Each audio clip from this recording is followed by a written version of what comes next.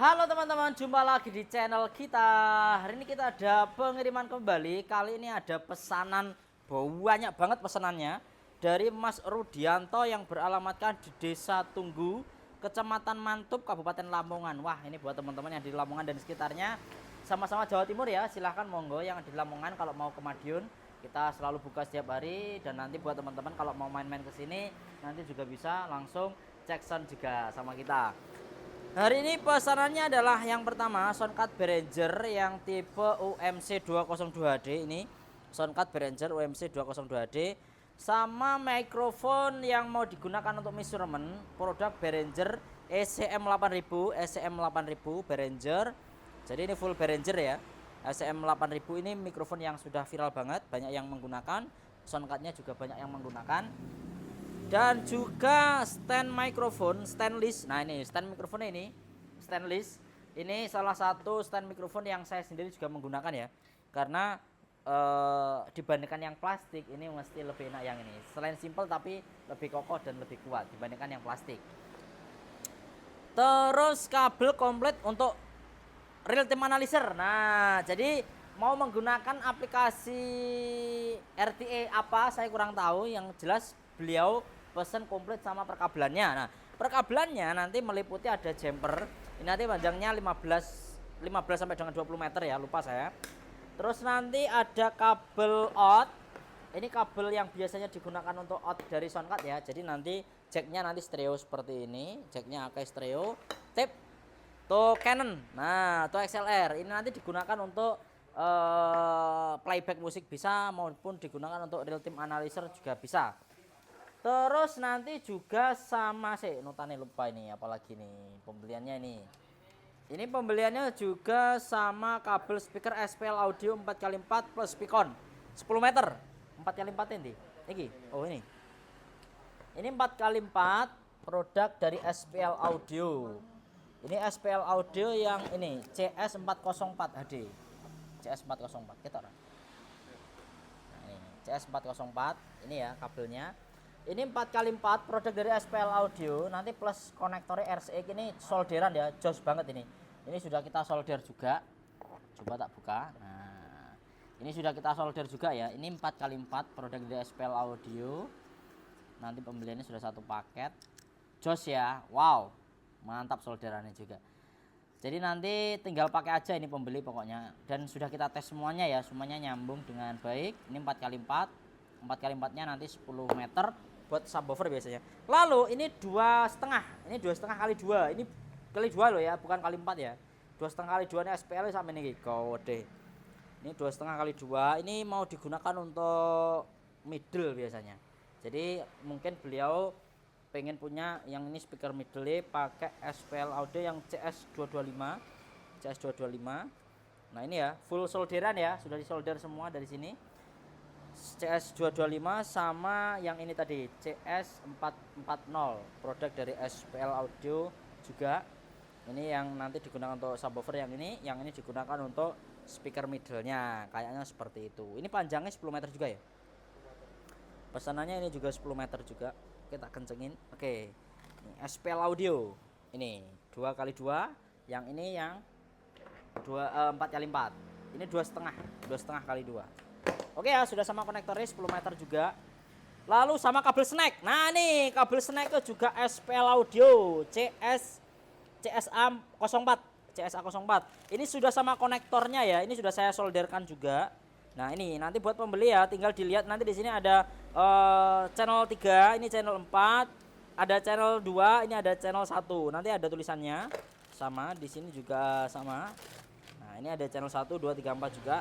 Yang ini biasanya digunakan untuk mixing ataupun digunakan untuk DLMS. Jadi ini saya buat seperti ini karena katanya beliau mau digunakan untuk DLMS. Jadi kalau DLMS sih pasti nanti outnya masuk ke ini ya, jack female. Lalu nanti dari male ini masuk ke power. Nah, ini mungkin mau digunakan untuk DLMS. Ini panjangnya 25 meter bolo. Ini 25 meter.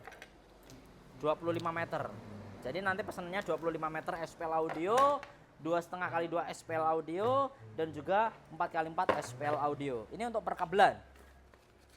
Terus juga sama kabel snack sudah ya. Terus yang terakhir kabel ini penambahan tadi ya. Kabel Canon 10 meter. Nah, ini digunakan nanti untuk mikrofon measurementnya. Ini panjangnya 10 meter. Jadi pembeliannya komplit. Ini pembeliannya komplit seperti ini ya mahal loh bolo. Ini habis 7 juta lebih. Belum ongkir 7 juta lebih hanya kabel SPL, hanya dapat kabel sama mic measurement. Wes itu tok. Jadi audio itu memang biayanya mahal bolo. Jadi buat teman-teman nek memang nggak berniat untuk merental atau sekedar hobi, wah ini jangan sekedar beli ya. Jadi nanti pasti ngentekne duit akeh ini. Audio itu seperti itu. Oke, sekarang kita coba ya untuk soundcardnya. Sekarang kita tinggal nyoba untuk soundcard. Ini produk dari Behringer UMC 202HD. Ini kita coba dulu soundcardnya. Kita gunakan untuk Real Time Analyzer RTA bahasanya wong Jawa Timuran. Di RTA mas speakernya mas, di RTA.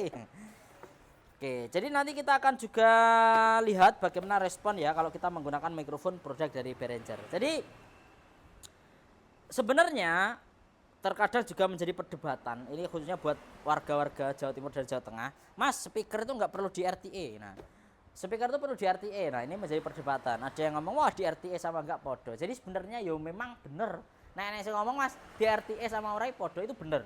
Karena apa? Masalah enak dan enggaknya itu kembali ke komponen. Pertama komponennya digunakan, kedua box yang digunakan. Wes kunci itu. Jadi kalau teman-teman ngerakit speaker biasanya custom box bahasanya seperti itu. Yang menjadi kunci yang pertama yo pasti komponennya, yang kedua boxnya. Komponennya apik, boke ora pas karo dimensi speaker iki kerjane yo nggak maksimal. Suaranya yo ancur-ancuran. Speakernya bagus, harga puluhan juta, boke sember, suaranya yo ber. Nah, begitu pun sama. Sudah punya boxnya bagus, bahannya full meranti, finishingnya menggunakan ini itu. Ada gabusnya di dalamnya, ada bantalnya, ada dan lain-lain. Tapi di situ komponennya kurang mendukung dan tidak sesuai sama boxnya, ya juga sama, tidak bisa maksimal untuk suaranya.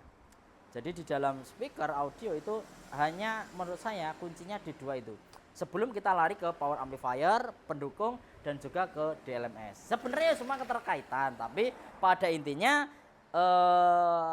finishing daripada RTA dan lain-lain hasil akhirnya itu tetap di komponen dan juga box. Jadi selama bahasane orang sini itu pokoknya kalau komponen karo box itu wis enak mas, dincepi power apa ya wis suarane seperti itu. Ibaratnya seperti itu. Dikasih input DLMS apa ya suarane ngono kuwi. Seperti itu. Nah, fungsinya buat apa mas? Lalu kenapa orang-orang kok pada membeli alat-alat seperti ini? Dan biasanya ini kalau orang recording kan tinggal rekaman, tapi kalau orang sound biasanya tinggal playback musik. Kalau nggak gitu digunakan untuk real time analyzer. Nah, fungsinya kalau saya sendiri sebenarnya kembali ke apa ya, tata suara, penataan box, penataan tempat, penataan speaker, peletakan komponen speaker dan lain itu. Jadi sebenarnya untuk fungsi yang lebih apa ya, fungsi yang lebih signifikan di situ sih. Jadi semisal teman-teman mas saya mau menggunakan speaker lebih dari satu box, subwoofer 4 box, terus line arena 4 box. Nah, di situ mulailah kita pasti membutuhkan real time analyzer. Selain kita mungkin bisa menentukan hanya dengan telinga kita ya, kita menggunakan insting dari telinga kita sebenarnya bisa aja. Cuman mungkin kalau teman-teman mau ngukur delay, terus mau melihat PES dan lain-lain itu mungkin kalau nggak ada bantuan aplikasi juga agak sulit sih. Jadi makanya kalau saya sendiri tetap mengandalkan aplikasi kalau kita mau melihat, karena contohnya ya kalau kita nyeting di gedung terus menggunakan 8 speaker, terus mau kita menggunakan subwoofer, terus mau kita buat dB-nya seperti ini, nah SPL-nya seperti ini, nah itu kalau tidak ada bantuan aplikasi saya rasa juga kita sangat kesulitan. Makanya di sini teman-teman banyak juga sekarang yang mengandalkan alat-alat seperti ini. Jadi tinggi golei yang jelas itu. Jadi kalau kita sudah menggunakan terus ngerakit box satu box enak, ngerakit box 8. Nah, disitulah mulai teman-teman harus membutuhkan alat seperti ini. Ketika satu enak, gimana mas? Agar kalau saya menggunakan speaker 4 juga enak, speaker 8 juga enak. Sama seperti kita menggunakan speaker 1. Jangan sampai kita pakai speaker 8 tapi yang 2 itu membunuh speaker yang 6. Nah, kita menggunakan speaker 8. Tapi yang 6 ini ngoyo untuk maju, yang 2 ngayal untuk mundur. Nah ini sering terjadi. Jadi ketika kita pakai speaker 6 enak mas, tapi pakai 8 itu sebenarnya kok aneh. Mulai seperti agak ayel-ayelan dan juga SPL-nya malah menurun. Nah jadi menambah speaker bukan menjadi makin keras, tapi malah menjadi masalah. Nah ini yang sering terjadi. Kemarin kita juga sama ya, ada beberapa masjid di Madiun ini yang terjadi seperti itu. Jadi pengennya itu keras nambah speaker, tapi nggak mau menambah komponen yang lain. Nah itu kan sama dengan bohong. Padahal komponen yang di sana pun sudah tidak kerja dengan maksimal. Speaker 8 powernya 1. Walah ngoyo. Ini sih tambah speaker nih. Jadi malah makin kobong akhirnya. Tapi akhirnya kita kasih saran dan akhirnya beliau nurut dan akhirnya speakernya aman sampai sekarang. Oke. Ini ya, ini soundcardnya sudah saya buka. Sekarang mikrofonnya kita ambil. Sekarang kita ambil mikrofonnya yang produk dari Behringer ECM 8000. Nah ini modelnya seperti ini, ada kelengkapannya tempat juga. Nanti isinya ya, nah isinya di sini nanti ini berbagai macam peripheral. Di sini ada spesifikasi, ada kartu garansi juga. Terus nanti mikrofonnya modelnya panjang seperti ini mikrofonnya. Terus ini ada tempat ya untuk naruh mikrofonnya ini. Tolong jangan hilang kalau bisa, karena ini nyarinya agak sulit kayak gini. Kalau semuanya terlalu punya saya juga hilang gara-gara cantol apa gimana itu jeblok akhirnya hilang. Nah kalau hilang wis angel karena nggak ada apa itu, nggak ada gantinya. Oke, sekarang saya pasang di sini untuk mikrofonnya. Ini saya todongkan buat nyoba di speaker monitor produk dari JBL dengan tipe yang EON 715. EON 715 kita todong pakai mikrofon Behringer bolo. Oke. Untuk cara instalasinya cukup mudah ya, nanti buat pembeli juga. Yang pertama itu kita pasang dulu kabel jumper. Nah ini buat apa mas? Yang ini fungsinya digunakan untuk membuat signal referensi yang asli. Jadi ini signal yang asli. Jadi nanti kalau kita nyalakan pink noise, suara yang asli pink noise itu lewat sini. Nah, dimasukkan ke belakang sini. Nah, lalu untuk yang signal dari mikrofon yang kita gunakan itu kita masukkan di kabel ini. Nah, ini di sini. Nah, itu. Bentar. Oh, ini teman-teman. Maaf ya. Ngisor kabelnya. Nah, ini. Yang ini yang dari mikrofon. Jadi ini yang didengarkan mikrofon. Ini yang didengarkan mikrofon kita masukkan sini. Jadi nanti untuk signal yang asli ketika kita nyalakan pink noise ini sebenarnya ada di kabel sini. Jadi referensinya itu ngambil dari sini. Sebenarnya real time analyzer itu referensinya ngambil dari sini. Lah ini yang diambil dari mic. Makanya kalau kita melakukan real time analyzer biasanya teman-teman melihat koheren di situ, ada yang naik, ada yang turun. Karena akurasinya kalau saya melihat dari koherennya.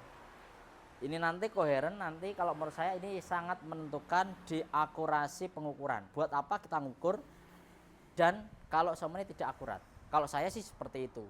Tetap saya berusaha semaksimal mungkin. Mikrofon ini nanti daya tangkapnya, ini mikrofon daya tangkapnya ini nanti sama minimal harus 80% dengan signal sumber aslinya. Jadi seperti itu. Jadi ini sumber aslinya. Jadi suara signal asli itu ada di sini.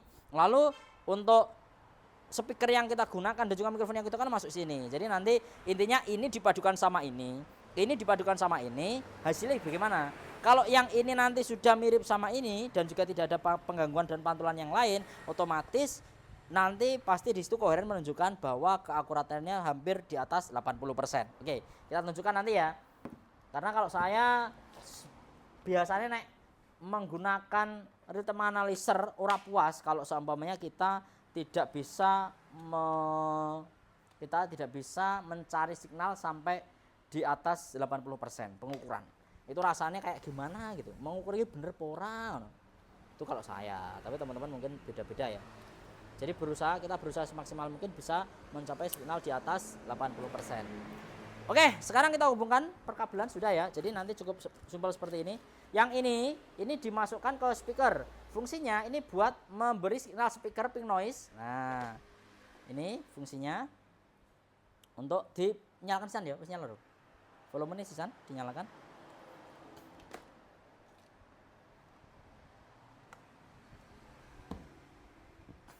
Oke, sudah nyala. Udah nyala ya.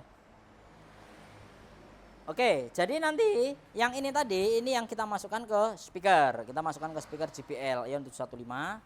Nah, terus kalau yang ini adalah sebagai signal pembandingnya. Ini signal asli nih. Jadi intinya aslinya ini dibandingkan sama yang versi dari mikrofon yang ditangkap oleh mikrofon yang kita gunakan. Oke, di sini sekarang kita buka. Untuk aplikasinya ini saya menggunakan SmartLav. Ini teman-teman biasanya juga menggunakan ini, tapi ada ya yang mungkin teman-teman tidak menggunakan aplikasi yang ini. Ini kita menggunakan SmartLav untuk aplikasinya. Nih, sekarang kita buka dulu untuk aplikasinya.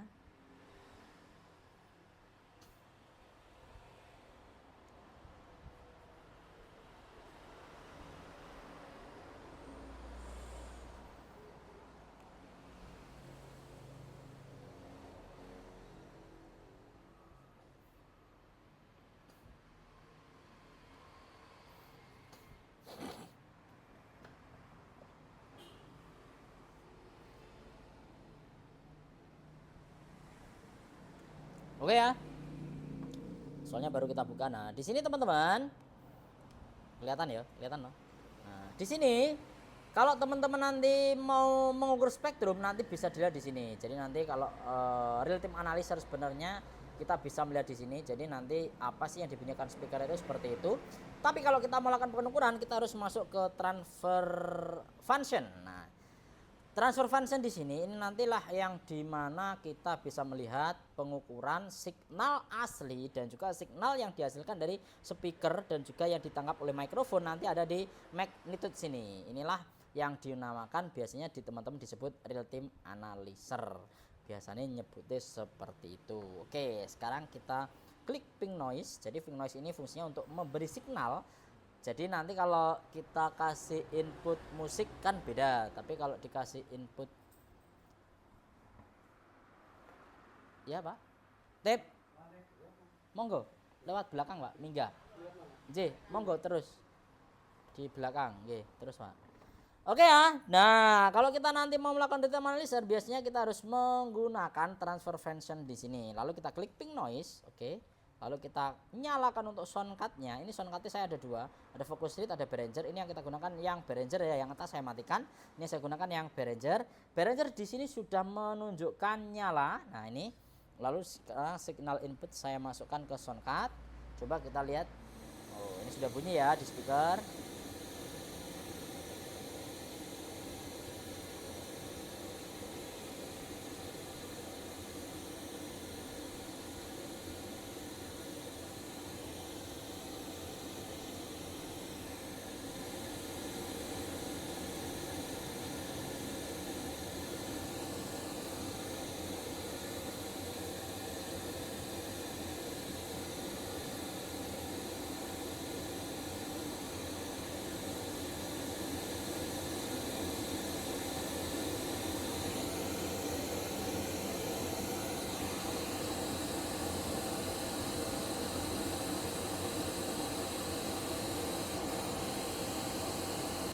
Oke, ini sudah kita coba dan hasilnya benar-benar top, marko top belum. Nah, karena speakernya JBL teman-teman.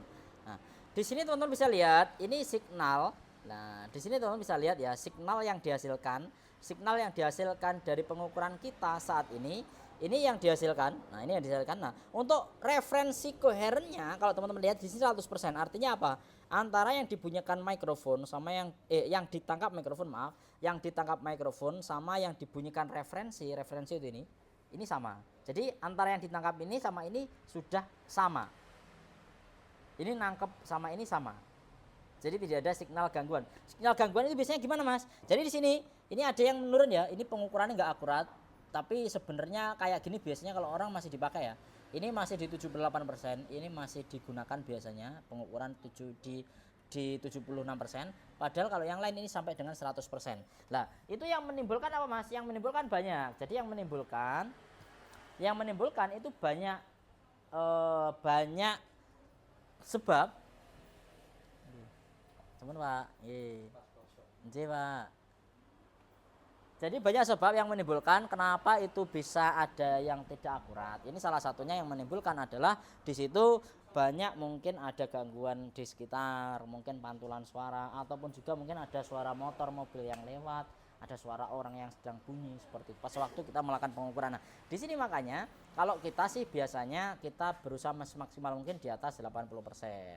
Jadi kalau di atas 80% bisa dibilang dipercaya untuk referensi signal yang masuk ke dalam smart life yang kita gunakan. Oke ya. Jadi kalau merah seperti ini berarti apa? Di sini yang jelas kan tidak ada signal. Jadi referensi ini full ya. Kalau referensi semuanya bisa diproduksi mulai dari 20 sampai dengan 20 kHz. Namun dari speakernya kalau di sini tidak ada signal berarti untuk speaker ini tidak bisa mereproduksi suara yang di bawah 33 kHz. Jadi speaker ini sudah di-cut di bawah 33 tidak ada suara lagi. Makanya di sini nah yang jelas di sini bahkan minus sampai dengan di 50% ke bawah. Ini sampai di 83%. Ini berarti minus di 100%. Ini nggak bisa dipercaya seperti itu karena memang tidak ada signal yang masuk ke dalam speaker karena speaker tidak bisa memproduksi suara dari frekuensi sekian 30 Hz ke bawah. Oke. Ini ya untuk referensinya seperti ini. Jadi menurut saya kalau JBL memang suaranya top markot top. Untuk high diproduksi sampai dengan frekuensi paling tinggi di 20 kHz. Nyel. Jarang speaker yang bisa produksi sampai dengan 20 kHz dan ini pengukurannya di 98%. Wah, keren top. High dan jos. Ini produk dari JBL Audio. Oke ya, 99%. Ini pengukuran saya yang paling rendah ini hanya di 89%, 80%,